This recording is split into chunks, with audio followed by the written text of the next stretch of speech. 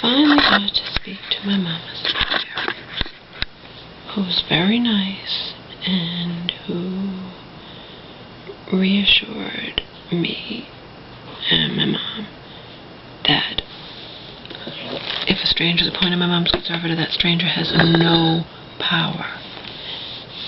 This lawyer says she's been a lawyer for a long time. They have no power to. A guardian could, but if a lawyer has no power to throw me out of my mom's home. And, you know, it can't force me to do anything, can't force me to pay rent, nothing. A conservator also can't, you know, deny if my mom needs medical stuff, she needs a $1,000 crown, she needs other stuff, you know what I mean? They can't do that either.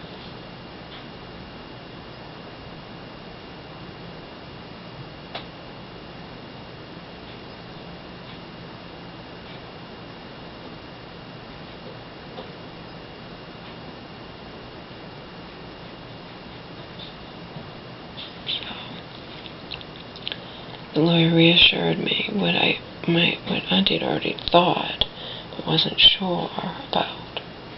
No, this conservator has no power. They take care of the money and that's it. The lawyer's going to try to get that drop dismissed.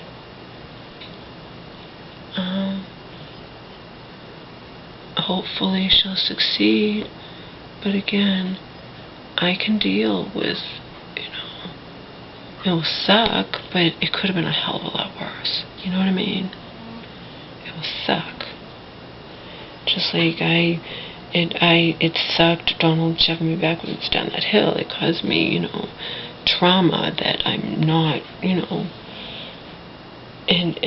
but it could have been a hell of a lot worse. I could have died, but then I would rather die than have become brain damaged or a vegetable. You know what I mean? It could have been a hell of a lot worse. So, and this, they wanted to throw my mom in a nursing home and have her have a guardian and all this crap and sell her house, everything. So you know what? In the end, if she has to have a conservator, she has to have a conservator. You know what I mean? Hopefully it won't happen. Hopefully it won't happen. But yeah, so I'm going to be attending the hearing. The lawyer had no objection.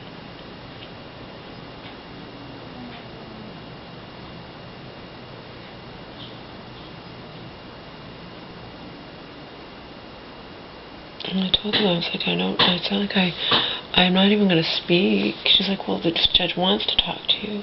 Just, speak quietly and, I'll be dressed nice. And I was like, what are you going to wear? You can't wear boots. I'm like, Mom, it's not happening. It's springtime. I'm like, I'm not going to wear boots. You can't wear sneakers. I'm like, I have my shoes. Remember, I got them from my storage unit. So we're good.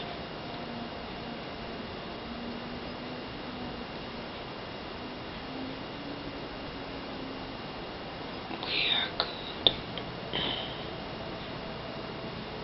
I feel better now. Like I said, I was terrified. You guys know how terrified I was. Traumatized by this thing where they wanted to throw her in a nursing home and all this crap and etc. No. Now it's just, they're just not backing down. She's going to try to get it dismissed, but again, like I said, well, if he was going to dismiss it, he would have dismissed it last time, So.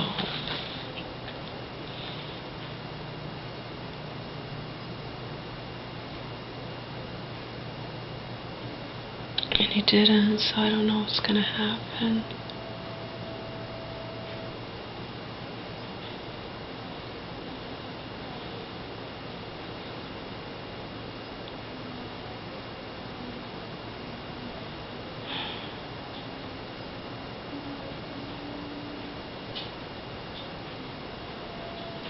Oh, and I called that dermatologist about why this thing on my ass is still hurting me over 2 weeks later.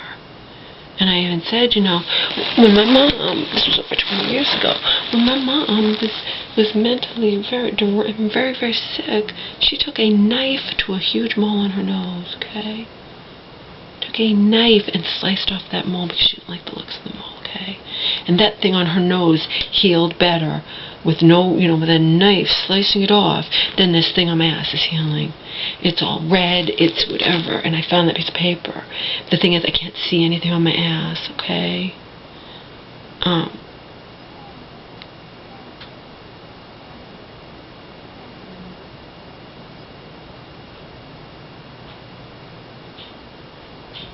And being down there, it may have got infected. It's not like I could have put a Band-Aid on it. It probably got infected, and I want it looked at. And they're like, oh yeah, just come on in, you can have it looked at. And I said, well, I don't live around there, so I set up an appointment to go have it looked at, because I don't think that's normal for it to be hurting me when I move. And again, I can't see it. So how do I know what it looks like in the beginning? It said signs of infection, increased redness, or watch for signs of infection. It might be infected. That might be why it's bumpy underneath. Maybe it's pussy or something underneath. You know what I mean? I want it taken care of. It's infected, they can drain it and whatnot, So I just want to make sure it's healing okay, because I don't think that it is. I don't think it should be hurting me over 2 weeks later. I mean, I don't know, but that's my common sense tells me it should be hurting me over 2 weeks later, so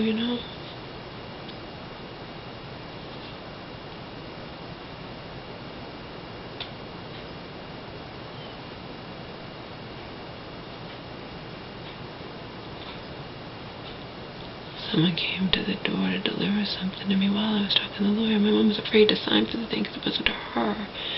I'm like, you could have signed for it, and now they're supposed to come back, and they haven't come back. Put Homer in the cage in anticipation of them coming back.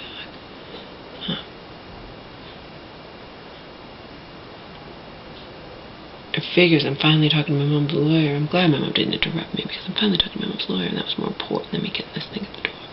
I said, Mom, what else can it be? It's just a duplicate. I'm sure Auntie got it one too.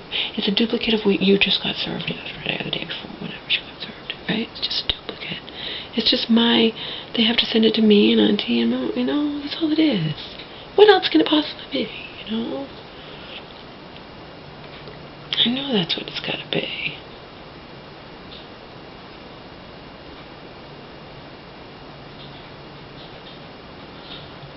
Or maybe because I never picked up my other thing at the post office. Maybe they decided to send that out again. I don't know. It's possible. The reason I never picked up my thing at the post office is because it came in the middle of winter, as you know, and I haven't been to the post office. I barely left the house. When I have left the house, I haven't walked all the way, We're taking the bus down there.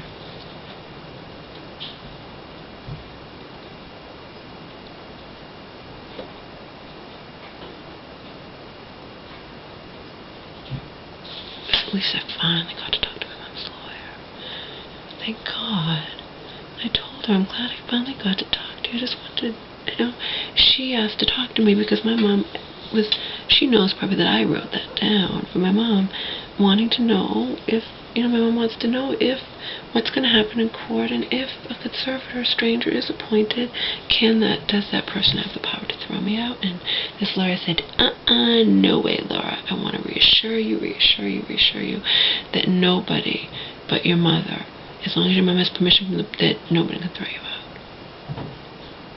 So they have no power. They can't throw me out. They can't force me. It's your mom's business. A conservator has to pay all her bills, and that's it. And they'll only allot her, obviously, a certain amount for food and for spending money, And once this is all settled, I'm definitely, gonna, pay electricity and pay, for my internet. And of course continue paying for all my share of the food.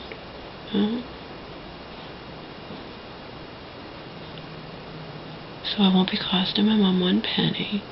Right now I cost her a little bit in the internet and the electricity. You know, gas is negligible. And gas doesn't cost that much, and gas, you know, a lot of the cooking I do is for both of us anyway, so, you know. It's just my internet does cost extra electricity, and that's it. And I don't have to pay my mom rent. It's between me and her. So, hopefully it'll all be dismissed, but I'm not holding my breath simply because they haven't dropped anything. I really don't think they're gonna. You know what I mean? But we're gonna try. You know? That's all we can do is try.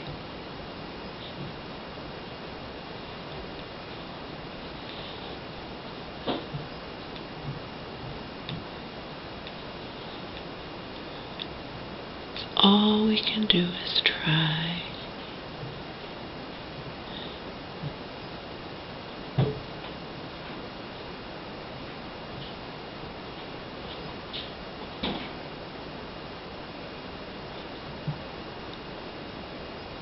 If the judge addresses me, I'll speak. I expressed Auntie's concerns. I said, Auntie's afraid that the elder abuse people are going to go after me or something or other.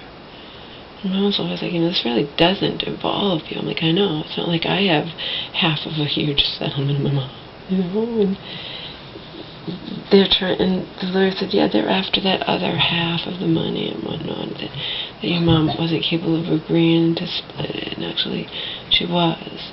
And it happened, it was a long, long time ago, and it's her sister, and they agreed to split the money, and I was fully aware of it and didn't care. You know, my mom wouldn't have anything if it weren't for Auntie, you know, so. Anything I'm asked along those lines, I'll tell the truth. If I'm asked whether I think my mom should handle on her own,